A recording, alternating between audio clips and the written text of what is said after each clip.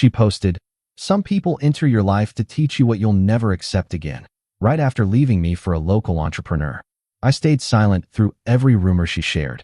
Months later, she deleted everything after learning he'd borrowed money from nearly everyone in their social circle. "You really think anyone's going to choose you over someone like him?"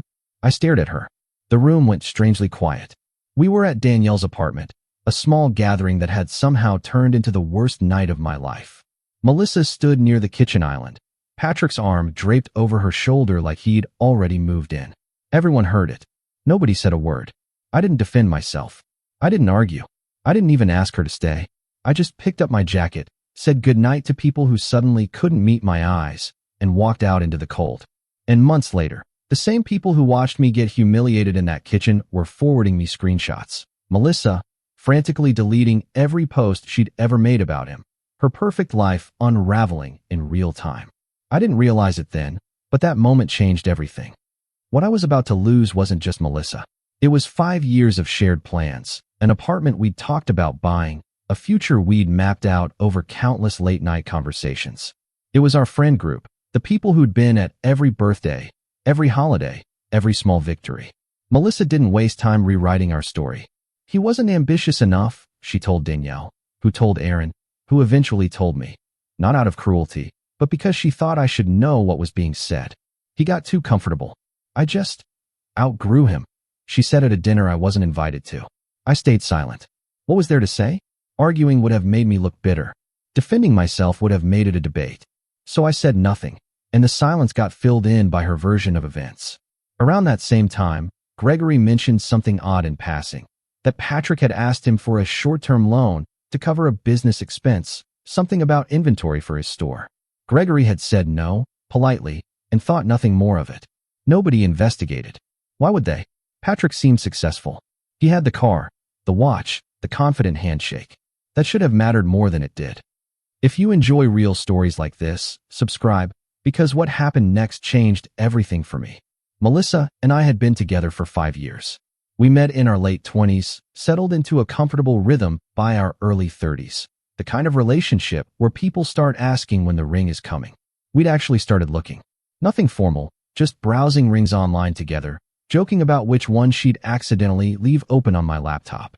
We talked about a small wedding, maybe Vermont in the fall. I don't say any of this for sympathy.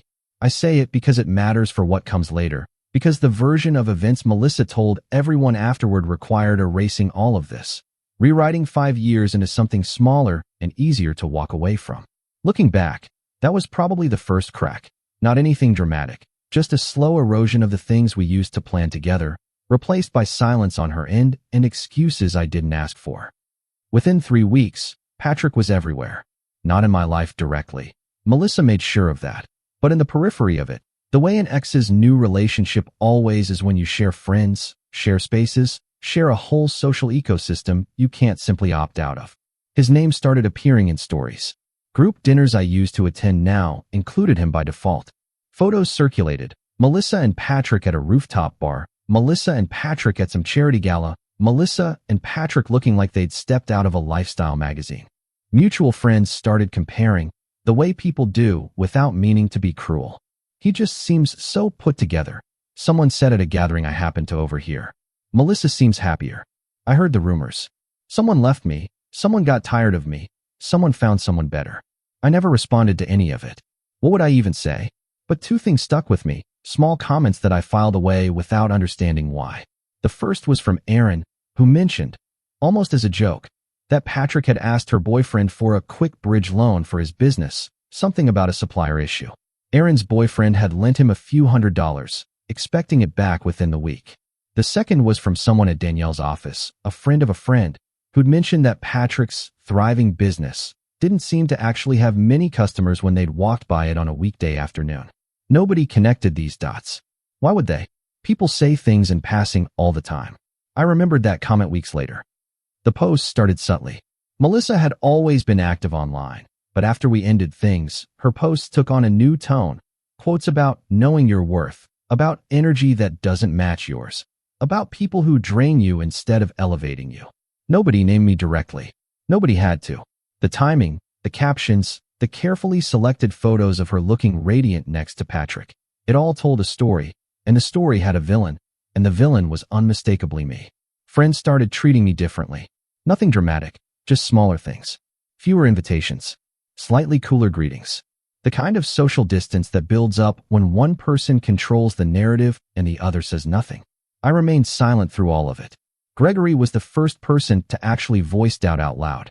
We were getting coffee, and he mentioned, carefully, like he was testing the waters, that something about Patrick's story didn't add up. He told me his store does 6 figures a month, Gregory said. But I drove past it Tuesday afternoon. It was empty. Like, completely empty, Sean. I shrugged it off. Maybe it was just a slow day. Gregory didn't push, but I could tell he wasn't convinced. He warned me, in his own quiet way, that something felt off. I ignored it, not because I didn't believe him, but because I'd stopped letting myself care about anything involving Melissa's new life. Then came the moment that actually stayed with me. A mutual friend, someone I'd known for years, someone who'd been at our dinner parties more times than I could count, pulled me aside at a birthday gathering I almost didn't attend. "Can I tell you something weird?" she said, lowering her voice. "Patrick's whole vibe feels fake. Like, I can't explain it, but something about him feels off." I didn't say anything. I just nodded. That conversation stayed in my head. It started small. A friend of Danielle's mentioned that Patrick had borrowed $2,000 from her brother for a shipment that got held up at customs. He'd promised to pay it back within a month. That was 4 months ago. Then Aaron's boyfriend brought up his own loan again. The one he'd written off as a favor, never expecting repayment, but mentioning it now with a slightly different tone. Less, "I helped a friend," and more, "I wonder if that was a mistake." Then someone else. And someone else after that. Different excuses each time. A supplier issue. A delayed payment from a client. A temporary cash flow problem that always seemed to need exactly the same amount. Somewhere between $500 and $3,000. Always framed as urgent. Always promised back next week. Each person who lent him money thought they were the only one. Each person thought they were helping a friend through a rough patch. None of them knew that the same rough patch had apparently hit 4, 5, 6 other people too. Melissa didn't know any of this. She was still posting photos of their thriving partnership, still captioning pictures with quotes about building an empire with the right person by your side. The audience, the people around them, was starting to see the picture forming. Melissa wasn't. The list kept growing. While all of this was happening on the periphery, my own life was quietly moving forward. I moved into a new apartment, smaller than the place Melissa and I had talked about buying together, but mine, completely mine, with exactly the furniture I wanted and none of the compromises that come with sharing a space. Work picked up. I'd been quietly putting in extra hours for months, partly as a distraction, and it paid off. A promotion I hadn't even been actively chasing, just something that happened because I'd been showing up and doing good work while everything else fell apart. I started running again, something I used to do before our relationship settled into its later, more sedentary rhythms. I lost weight without trying to. I slept better. I felt, for the first time in a long while, like myself again. I didn't post any of it. No glow-up, captions, no subtle digs, no carefully staged photos designed to make anyone jealous. I just lived my life, quietly, and let it speak for itself. Meanwhile, Melissa's online presence became something else entirely. The posts got more frequent, more curated, more desperate, in a way I couldn't quite articulate, but could absolutely feel. Every photo seemed designed to prove something.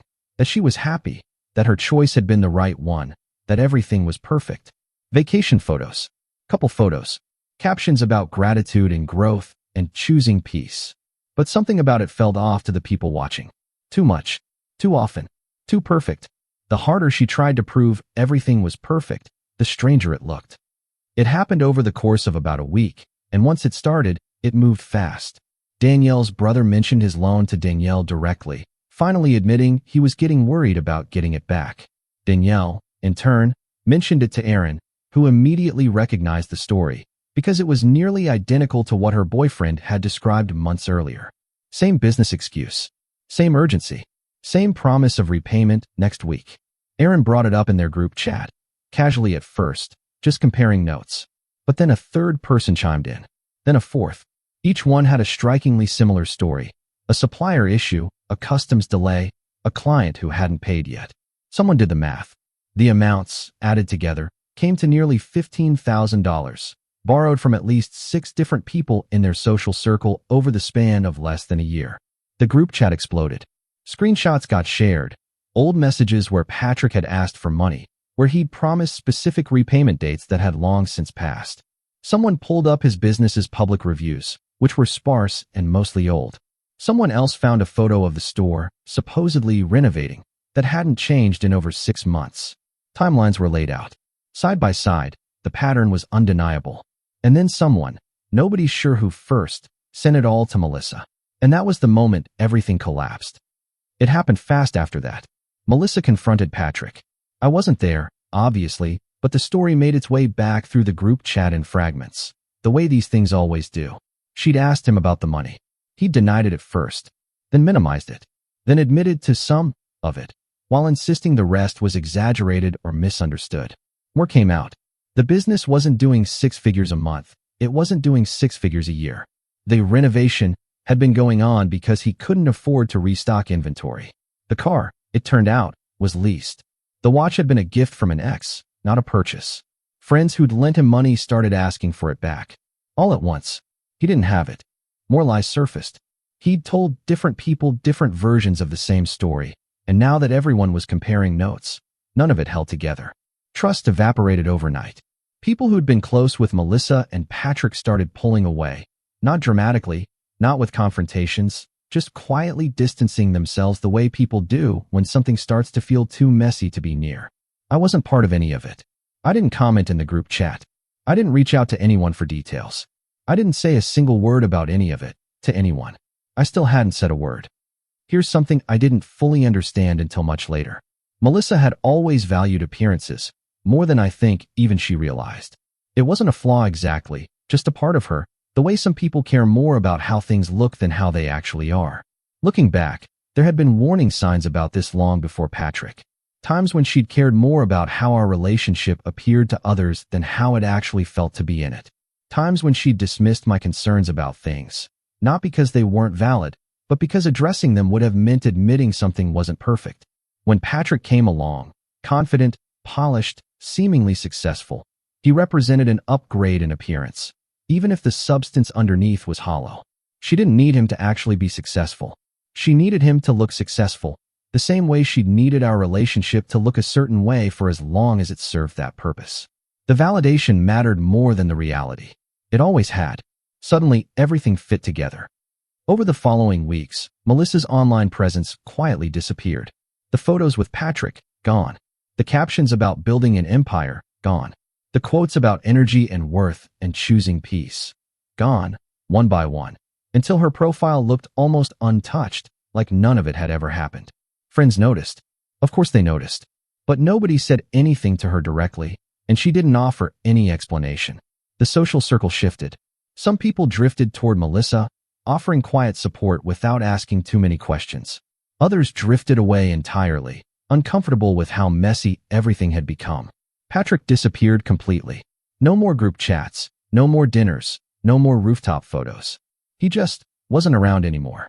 I kept moving forward. The promotion at work led to a bigger project, one that kept me busy and engaged in a way that felt good. I started seeing someone casually. Nothing serious, but nice, easy, the kind of low-pressure connection I hadn't realized I needed. There was no dramatic reunion. No moment where Melissa reached out to apologize. No conversation where everything got resolved. We simply existed in the same social world, at a distance, with nothing left to say to each other. The silence said more than any argument ever could. I saw Melissa once, a few months later, at a mutual friends gathering, the kind of event neither of us could really avoid. We didn't speak. We didn't need to. She looked at me, and I could tell she'd heard about the promotion, the new place, the life that had quietly continued without her in it. There was no confrontation, no speech, no moment of reckoning where either of us said what we'd been thinking. Just a look, just a recognition of where things had ended up. She spent months rewriting the story. Reality only needed one day.